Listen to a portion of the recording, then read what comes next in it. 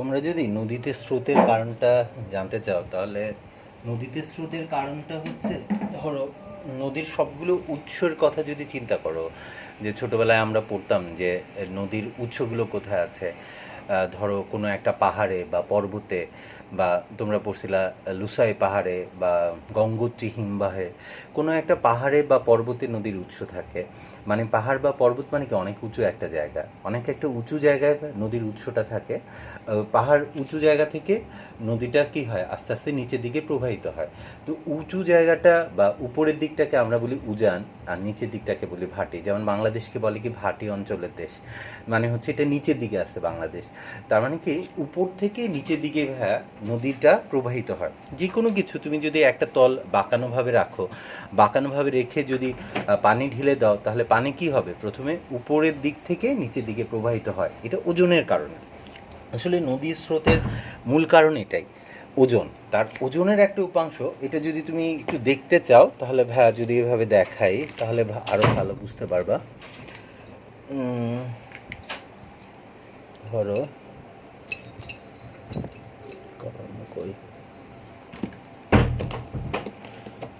ধরো হচ্ছে আমরা যে নদীগুলোতে স্রোত থাকে, যেমন কর্ণফুলী নদী, নাফ নদী, এগুলোতে স্রোত আসতে, পাহাড়ি সব নদীতেই কি আছে, স্রোত আছে। এটার মূল কারণ হচ্ছে এটার বেড বা তলা যেটা আছে সেটা সমতল না। আমি নদীটাকে যদি একদম মাছ বরাবর কেটে ফেলতে পারি, মানে লম্বচ্ছেদ করি, তাহলে অনেকটা এরকম দেখা যাবে। এটা হচ্ছে নদীর তলাটা, বা এটা হচ্ছে বেড, এটা হচ্ছে নদীর উপরিতল। হ্যাঁ, মানে এটা হচ্ছে পানি পানি আর কি, এই জায়গাটাতে পানি আছে, এগুলো পানি। এটাকে আমরা বলি আপস্ট্রিম। আপস্ট্রিম মানে উজান, উজান। আর এটাকে আমরা বলি ডাউন স্ট্রিম, বা এটাকে বলি ভাটি। মানে উপরের দিকটা হচ্ছে উজান, নিচের দিকটা হচ্ছে কি ভাটি। দেখো এই যে পানিটা আছে, এখানে যে পানি আছে, এই পানির কি আছে, ভর আছে। এই পানিটার ভর আছে, এটার পানির ভর হচ্ছে এম। এখন এই পানিটার ওজন এটার ভর কেন্দ্র থেকে খাড়া নিচের দিকে কাজ করবে, এটা হচ্ছে এমজি। এটা খাড়া নিচের দিকে কাজ করে ওজন। এখন দেখো এই যে নদীর যে তলাটা উপর দিক থেকে নিচ দিক থেকে এটা বাঁকানো বা হেলানো, তার মানে কি এটা কত কোণে, আমি যদি কাল্পনিক একটা রেখা এখানে কল্পনা করে নেই, তাহলে দেখো এই কোণটা হচ্ছে থিটা কোণ করে আসছে। এখন আমি যদি এখানে একটা লম্ব টেনে দেই, এই যে একটা লম্ব টেনে দিলাম, এখন তাহলে এই কোণটা থিটা হলে এই কোণটাও কি হবে, থিটা হবে। এখন কারণ তো তুমি জানো যে এখানের মধ্যে এই রেখার উপরে দেখো, এই রেখাটার উপরে এই রেখাটা কি ছিল, লম্ব ছিল। মানে যদি এভাবে দেখায় যে এই রেখাটার উপর এই রেখাটা লম্ব। এখন এখন আমি যদি নীল কলমের উপর কালো কলমটা লম্ব, এখন নীল কলমটাকে যদি থিটা কোণে বাঁকায় দাও, তার মানে কি কালো কলমটাও কত কোণে, মানে এটা থিটা কোণে বাঁকলে কালো কলমটাও থিটা কোণে বেঁকে যাবে। তার মানে কি এটা থিটা হলে কোনো পরিমাপ ছাড়াই আমি বলে দিতে পারি এটা থিটা হলে এটা কি হবে, থিটা হবে। এখন আমি এখানে আরেকটা আনুভূমিক রেখাটা নিই, তাহলে এটা হবে কি, এই যে নদীর বেডটা সমান্তরাল একটা রেখা হবে। এখন তাহলে এই ওজনটাকে দুইটা উপাংশে ভাগ করলে একটা হবে MG cos theta, MG cos theta, যেদিকে থিটা সেদিকে কস থিটা, আর যেদিকে থিটা থাকবে না সেদিকে হবে এমজি সাইন থিটা। তার মানে কি এই ওজনটাকে দুইটা উপাংশে ভাগ করে ফেললাম। এই যে এমজি কস থিটা, এটার সমান একটা বিপরীত প্রতিক্রিয়া এই নদীর বেডটা বা তলাটা কি করবে, একটা প্রতিক্রিয়া বল দিবে, অভিলম্ব প্রতিক্রিয়া বল। তো এই আর অভিলম্ব প্রতিক্রিয়া আর এমজি কস থিটা এটাকে নিষ্ক্রিয় করে দিবে। কিন্তু এই এমজি সাইন থিটা নিষ্ক্রিয় করবে কে, কেউ নিষ্ক্রিয় করছে না। এই এমজি সাইন থিটার কারণে নদীটা কি হয়, উপর থেকে নিচের দিকে কি হয়, প্রবাহিত হয়। এটাই হচ্ছে নদীতে স্রোতের কারণ, যে নদীটা কেন আপস্ট্রিম থেকে ডাউন স্ট্রিমের দিকে যায়, কেন উজান থেকে ভাটির দিকে যায়। সবসময় শুধু নদী কেন, যে কোনো কিছুই আমরা যদি একটু বাঁকা করে রাখি তাহলে উপর থেকে নিচের দিকে যাবে। তাহলে নদীতে স্রোতের মূল কারণ হচ্ছে এই এমজি সাইন থিটা। এই এমজি সাইন থিটা বলের কারণেই নদীটা কি হয়, প্রবাহিত হয় উপরের থেকে নিচের দিকে। হ্যাঁ, একটা প্রবাহীর প্রবাহ দেখাতে চেষ্টা করতেছি। যে কোনো প্রবাহী বা যে কোনো ফ্লোয়ের জন্য একটা বলের দরকার। আমি একটা ফোর্স দিতে পারি। তুমি বললা যে ভাইয়া আমি সমতলই রাখবো, আনুভূমিক রাখবো। তাহলে তোমাকে কি করতে হবে? ফোর্স দিতে হবে, বল দিতে হবে। মানে তোমাকে একটা জেনারেটর ব্যবহার করতে হবে, যে জেনারেটর দিয়ে পানি আসবে। পানিকে আমি একটা বল দিয়ে দিব, সেই বল দিয়ে ভাইয়া কী হবে? প্রবাহটা চলবে। তো যে কোনো প্রবাহিত করার জন্য তোমাকে বাহ্যিক একটা বল দিতে হয়। এখন এই যে নদীতে স্রোত, হ্যাঁ তোমরা যারা সাঁতার পারো, নদীতে স্রোত কি সবখানে সমান থাকে? মানে উপরে নদীতে যা স্রোত থাকবে, আমি যদি ডুব দিয়ে নিচে যাই তাহলেও কি একই স্রোত পাবো, নাকি ভিন্ন ধরনের স্রোত আসবে? আচ্ছা, আমি এটিকে না বাঁকে একদম সোজা করে আঁকছি। তোমাকে যদি এভাবে দেখাই, অনেকটা তুমি এভাবে দেখো,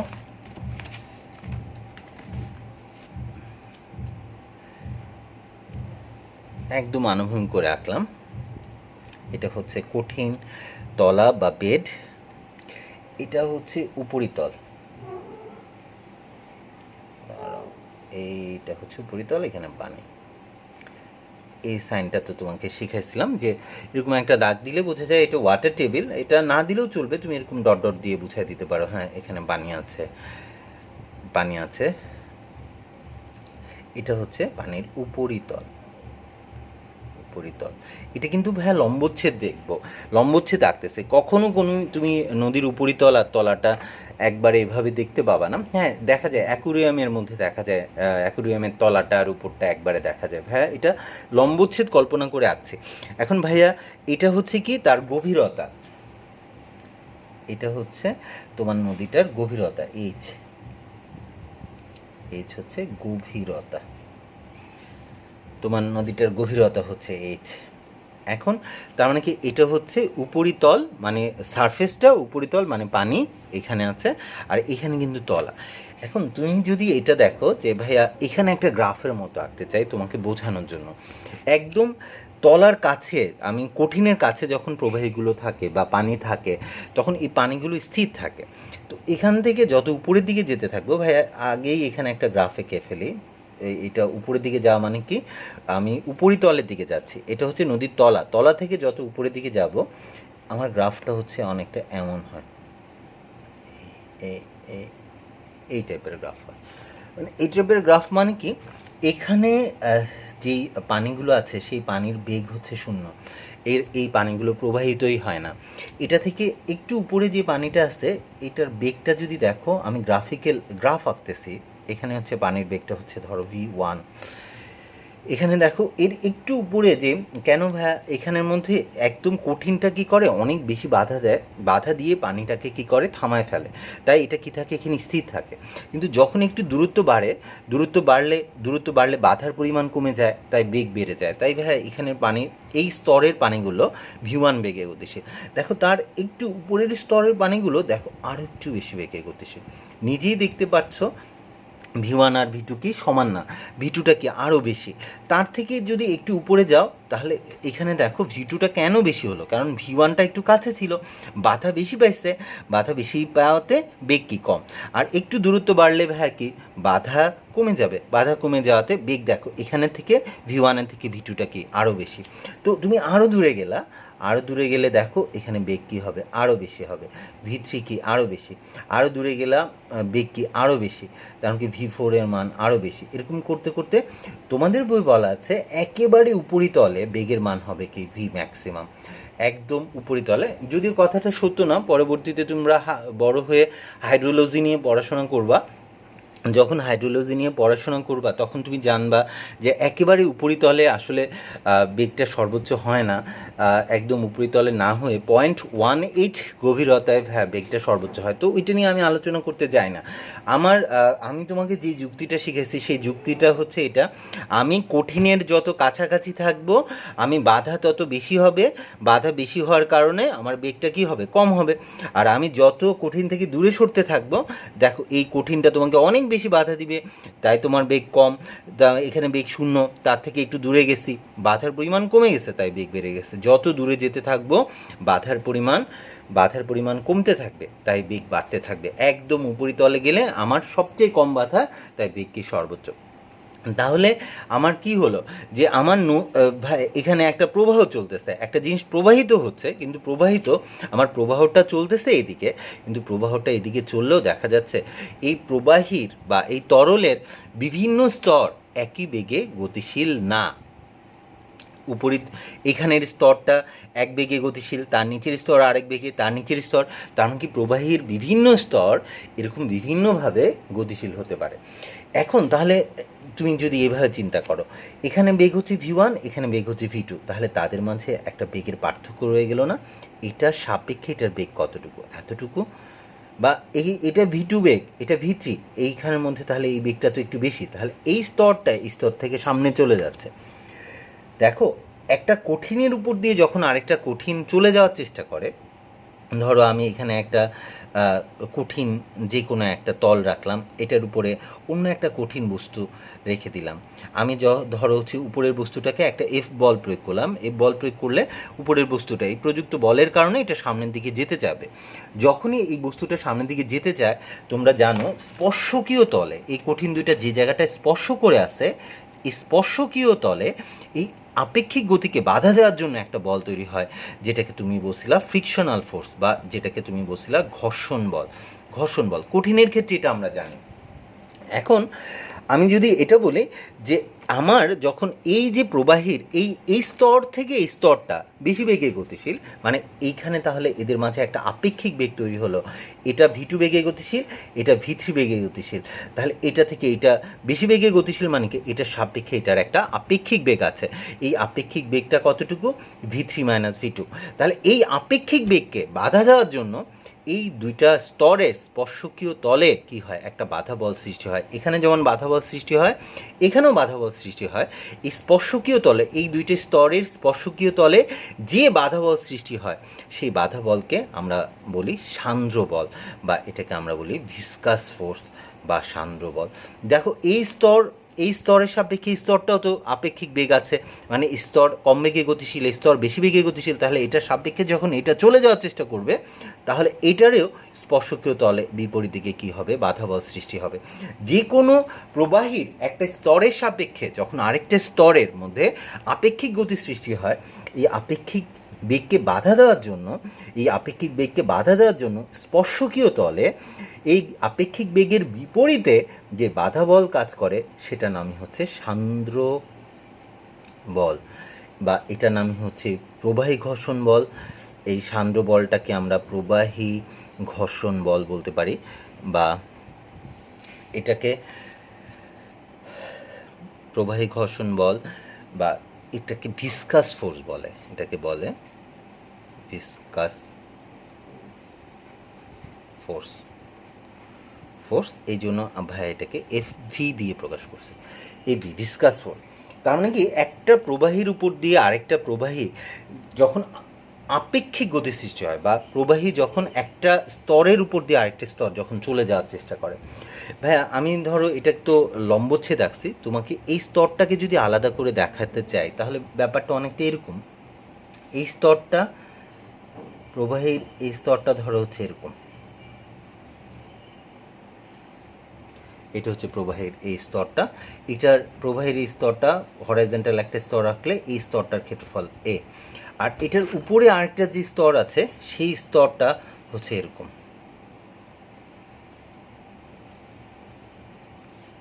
এটারও প্রস্থচ্ছেদ ক্ষেত্রফল, মানে এই স্তরের ক্ষেত্রফল A। এখন এই স্তরটা একটা বেগে গতিশীল, ধরো V1 বেগে গতিশীল, এই স্তরটা V2 বেগে গতিশীল। তাহলে তোমাকে যদি বলে এই স্তরের সাপেক্ষে এই স্তরের বেগটা কত, বা এদের আপেক্ষিক বেগ কত, আপেক্ষিক বেগ হবে হচ্ছে V2 - V1, বড়টা মাইনাস ছোটটা করলে আপেক্ষিক বেগটা পাওয়া যাবে। আপেক্ষিক বেগ হচ্ছে এত। এই আপেক্ষিক বেগের কারণে কি হয়? V2 - V1, মানে আমি এটাকে DV বলে দিলাম, ধরো এটা হচ্ছে ডিভি, তার মানে এটার সাপেক্ষে এটা ডিভি বেগে চলে যেতে চাইতেছে। যখনই চলে যেতে চাইবে, এই দুইটা স্তরের স্পর্শকীয় তলে গতির বিরুদ্ধে একটা, এই আপেক্ষিক বেগের বিরুদ্ধে একটা বাধা বল সৃষ্টি হবে, বা প্রতিরোধমূলক বল সৃষ্টি হবে। এই বাধা বল বা এই প্রতিরোধমূলক বল যেটা আছে, মূলক বল সৃষ্টি হবে কি এই দুইটা স্তরের স্পর্শকীয়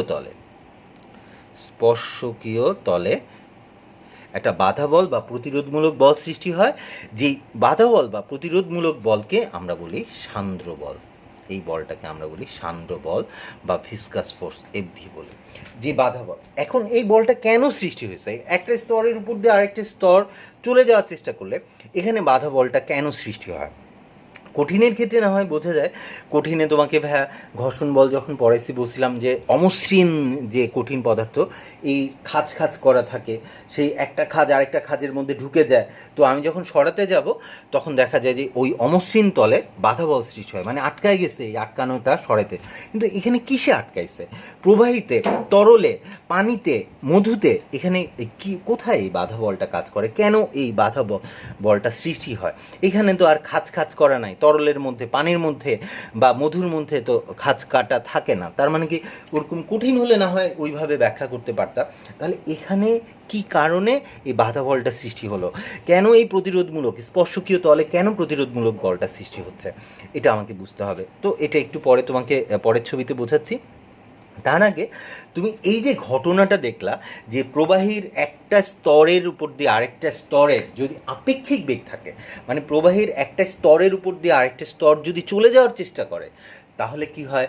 ওই দুইটা প্রবাহীর স্পর্শকীয় তলে ওই দুইটা স্তরের একটা স্তরের সাপেক্ষে আরেকটা স্তর যদি গতিশীল হয়, মানে একটা V1 বেগে গতিশীল আরেকটা V2 বেগে গতিশীল, মানে তাদের মাঝে দুইটা সমান বেগে গতিশীল না হলে তাদের মাঝে কি থাকে? আপেক্ষিক বেগ থাকে। এই আপেক্ষিক বেগ মানে কি একটাকে ছাইরা আরেকটা স্তর চলে যাচ্ছে, মানে একটার উপর দিয়ে আরেকটা যখন চলে যাওয়ার চেষ্টা করে তখন ওই স্তর দুইটার স্পর্শকীয় তলে এই আপেক্ষিক বেগকে বাধা দেওয়ার জন্য একটা বল সৃষ্টি হয়, যেই বলটাকে আমরা বলি সান্দ্র বল। আর এই ঘটনাটাকে যে প্রবাহের যে কোনো একটা স্তর আরেকটা স্তরের উপর দিয়ে যখন আপেক্ষিক বেগ থাকবে বা চলে যাওয়ার চেষ্টা করবে, স্পর্শকীয় তলে একটা বাধা বল সৃষ্টি হয়, এই ঘটনাটার নাম হচ্ছে কি? সান্দ্রতা, বা এটার নামই হচ্ছে কি? আঠাত্মতা বা আঠালতা, বা আমরা এটাকেই কেউ বলি ভিসকোসিটি, বা এটাকে বলি অ্যাডিসিভনেস। আর এই ফোর্সটাকে বলি, যেই বলটা সৃষ্টি হয় সেই বলটাকে বলি সান্দ্র বল বা ভিসকাস ফোর্স বলি, বা এটাকে আমরা প্রবাহী ঘর্ষণ বা প্রবাহী ঘর্ষণ বল বলতে পারি। এখন এটা কেন সৃষ্টি হয় সেটা ভাই একটু পরে আরও ভালো করে দেখছি, বা এই ছবিটাও তোমাকে আরও ডিটেলস একটু পরে বর্ণনা করতেছি। এখন তুমি একটা জিনিস চিন্তা করো যে আমি বলছি এই যে আঠার মতো একটা স্তর, তরলের একটা স্তর বা প্রবাহের একটা স্তরের উপর দিয়ে আরেকটা স্তরের যখন আপেক্ষিক বেগ থাকে, নিচের স্তরটা তখন উপরের স্তরটাকে আটকায় ধরে রাখার চেষ্টা করে। এখন কিভাবে সে আটকায় ধরে রাখে এটা বোঝার জন্য তোমাকে আরেকটু ভেতরে যেতে হবে। কি ভাইয়া যদি এরকম বলি যে ভাইয়া এখানের মধ্যে ধরো হচ্ছে ভাইয়া এভাবে দেখায় যে এটা তো ধরো কঠিন, এটা ধরো হচ্ছে এই স্তর যেটা আছে এই স্তর প্রবাহের এখানে একটা স্তর, ধরো এটা আরেকটা স্তর, খুব কাছাকাছি আরেকটা স্তর নিয়ে নিলাম। ধরো ভাইয়া এভাবে দিয়ে দিলাম যে এখান থেকে এতটুকু এই ডিস্টেন্সটা হচ্ছে ধরো ওয়াই, আর এখান থেকে এতটুকু এই ডিস্টেন্সটা হচ্ছে y plus d y. Y plus d y যদি তুমি এভাবে বলো ওয়াই প্লাস ডিওয়াই, তাহলে ভাই এভাবে বলে দিতে পারি এই দুইটা স্তর, মানে এখানে যে স্তরটা তুমি দেখাচ্ছ এই স্তরটা আর এই যে এই স্তরটা, এই দুইটা স্তরের মধ্যে দূরত্বটা কত? দুইটা স্তরের মধ্যবর্তী দূরত্বটা হচ্ছে ডিওয়াই।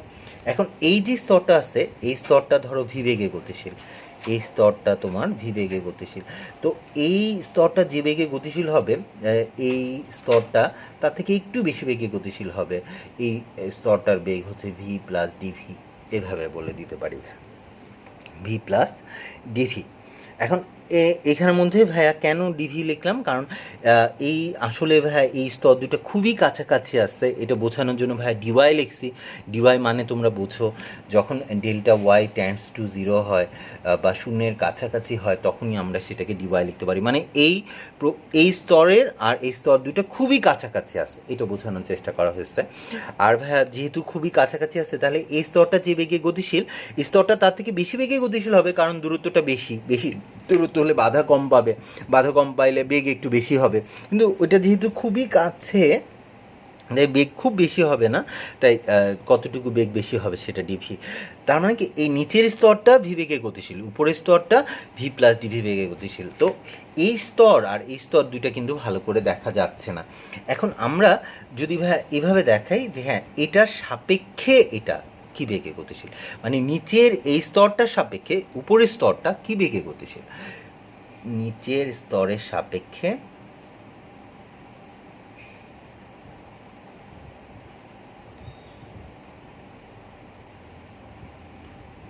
উপরের স্তরের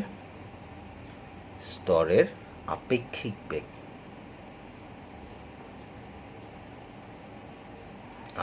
বেগ, এটা হচ্ছে কি হবে, নিচের স্তরের সাপেক্ষে উপরের স্তরের আপেক্ষিক বেগ হবে v plus d v minus v, তার মানে কি আপেক্ষিক বেগ হচ্ছে ডিভি। তাহলে নিচের স্তরটা সাপেক্ষে উপরের স্তরটা ডিভি বেগে গতিশীল। এখন তোমাকে যদি এটা একটু কাছাকাছি দেখাই, মানে আসলে ব্যাপারটা হচ্ছে এরকম, এই স্তরটা হচ্ছে এটা, একটা রেখা দিয়ে দেখাচ্ছি, এই স্তরটা হচ্ছে এটা, হ্যাঁ রেখা দিয়ে দেখাচ্ছি।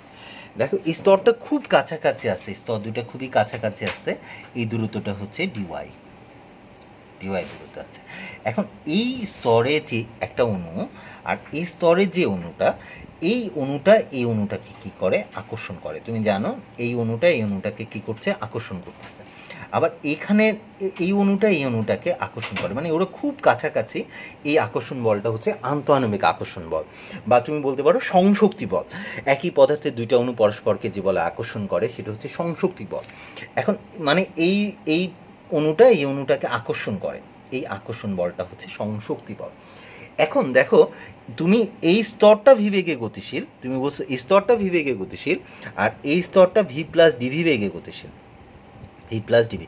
তার মানে কি এই স্তরটা সাপেক্ষে এই স্তরটা কত বেগে গতিশীল, উপরের স্তরটা ডিভি বেগে গতিশীল। তাহলে ওইটাকে একটু বেশি, যে এটার বেগ যেহেতু বেশি তাহলে উপরের স্তরটা সরে যাবে। এখন সরে গেলে যে ঘটনাটা ঘটবে সেটা তুমি যদি একটু বোঝার চেষ্টা করো, এই অণুটা চলে আসবে এখানে, একটু সামনে আগাবে, ও যতটুকু আগাবে তার থেকে বেশি আগাবে ও। এখন ও যদি একটু বেশি আগায় তাহলে দেখো তো এখানে কি হয়, এই অণুটা একটু সামনে আগাবে এখানে, তার মানে দেখো শেপটা কি হয়, এই অণুটা আগাচ্ছে কোথায়, এখানে। দেখো এটার সাপেক্ষে যখন এটা চলে যাওয়ার চেষ্টা করবে তখন এই অণুটা তো আগাচ্ছে না, মানে ওর মতো আগাচ্ছে না, ও একটু বেশি বেগে যাচ্ছে, একটু কম বেগে যাচ্ছে। তাহলে এটার সাপেক্ষে এটার আপেক্ষিক বেগ যখন থাকবে, তার মানে কি ও বেশি বেগে যাওয়ার কারণে ও একটু সামনে আগে যাচ্ছে, ও পেছনে থেকে যাচ্ছে।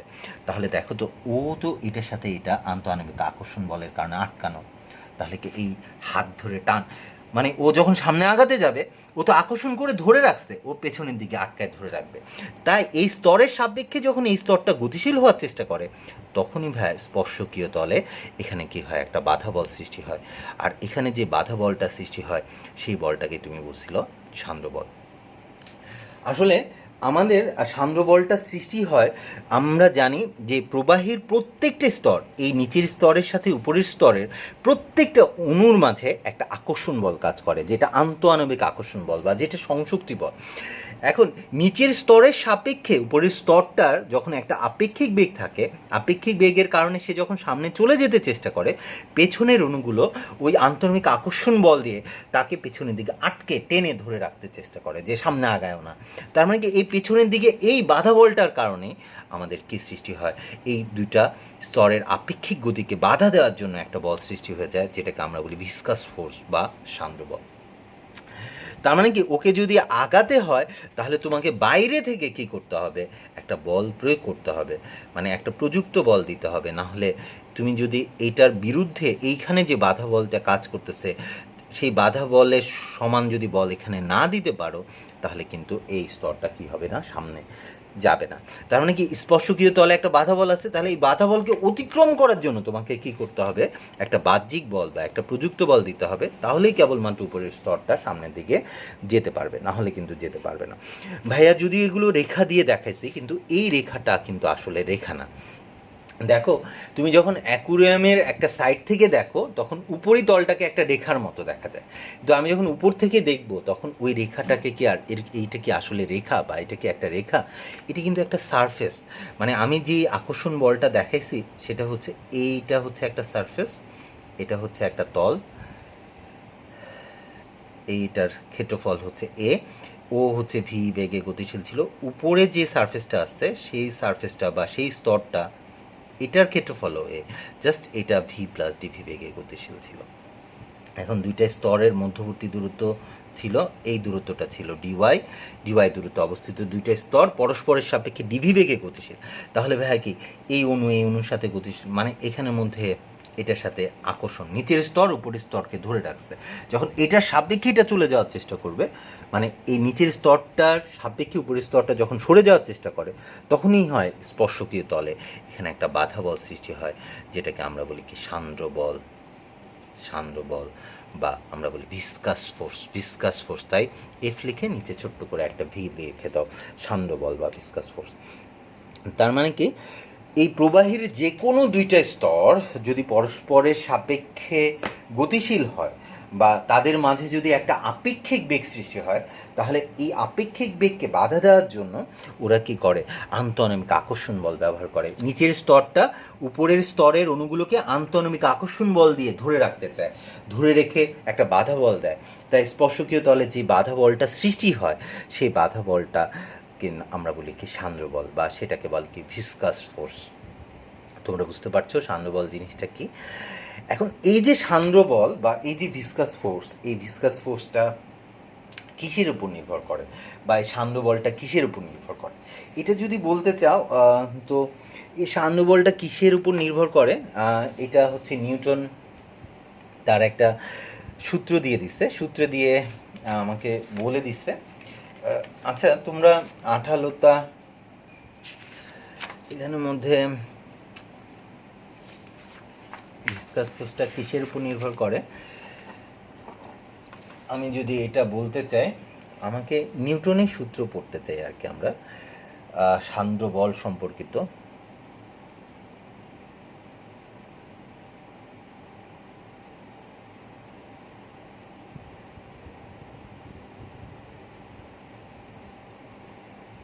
নিউটনের তো অনেক সূত্র আছে, নিউটনের সূত্র।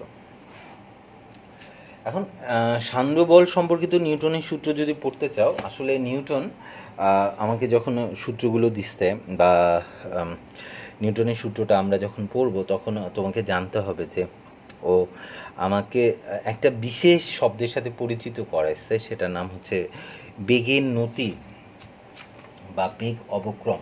হ্যাঁ, বেগের নতি বা বেগ অবক্রম বা ভ্যালোসিটি গ্রেডিয়েন্ট, এইটা একটু বুঝতে হবে।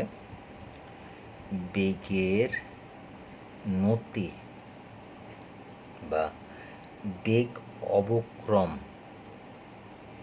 অবক্রম বা আমরা বলি ভ্যালোসিটি গ্রেডিয়েন্ট। হ্যাঁ, বেগের নতি বা বেগ অবক্রম বা ভ্যালোসিটি গ্রেডিয়েন্ট,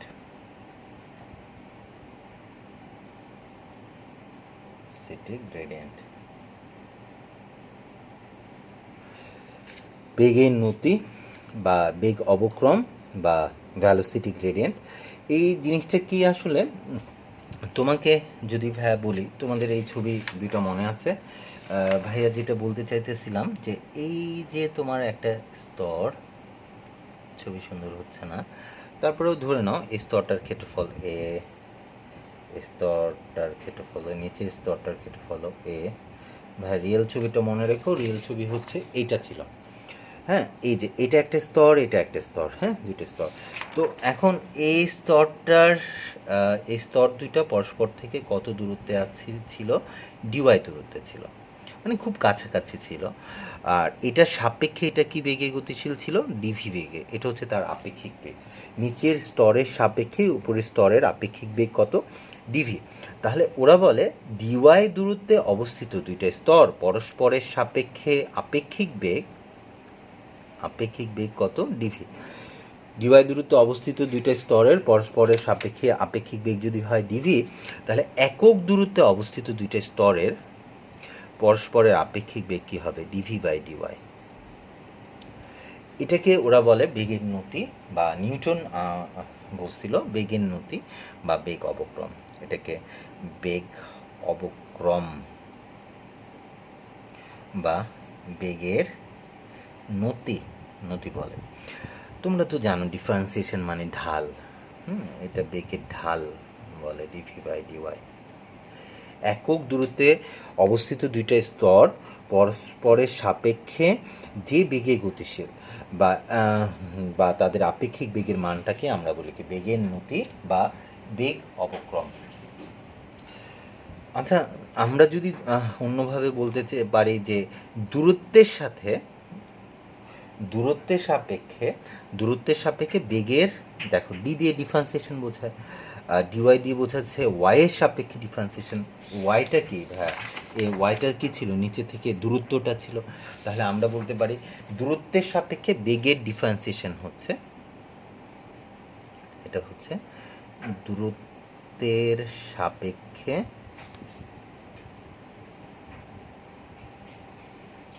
বেগের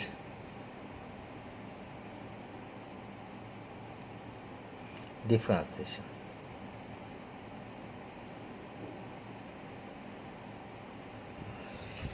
দূরত্বের সাপেক্ষে বেগের ডিফারেন্সিয়েশনকে আমরা বেগের নতি বা বেগ অবক্রম বলি।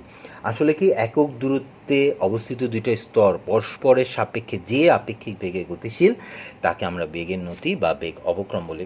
যদিও আমি বেগের নতি বা বেগ অবক্রম কথাটা ব্যবহার করতে চাই না, কিন্তু তারপরও নিউটনের সূত্রটা বোঝার জন্য নিউটন এটা বলার চেষ্টা করতেছে যে যখন এই প্রবাহের এই স্তরের সাপেক্ষে এই স্তরটা যখন চলে যাওয়ার চেষ্টা করবে, তখন এই স্পর্শকীয় তলে কি হবে? একটা বাধা বল সৃষ্টি হবে বা ভিসকাস ফোর্স সৃষ্টি হবে।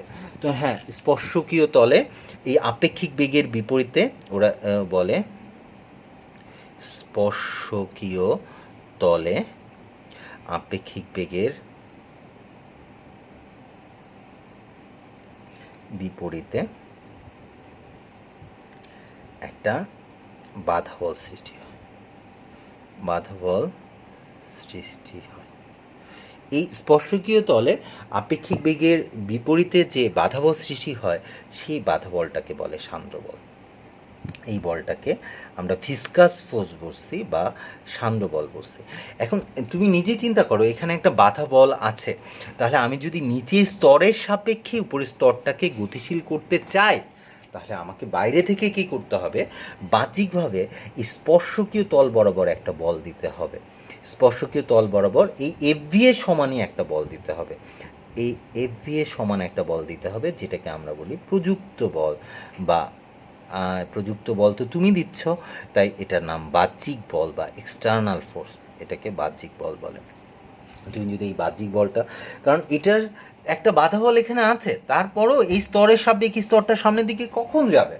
যখন তুমি উপরের স্তরে স্পর্শকীয় তল বরাবর একটা বল প্রয়োগ করবা, তাহলে এইখানে যে পরিমাণ বাধা বল আছে সেই বল যদি তুমি উপরে প্রয়োগ করতে না পারো, তাহলে ভাইয়া এই স্তরটা কী হবে না? সামনের দিকে যাবে না।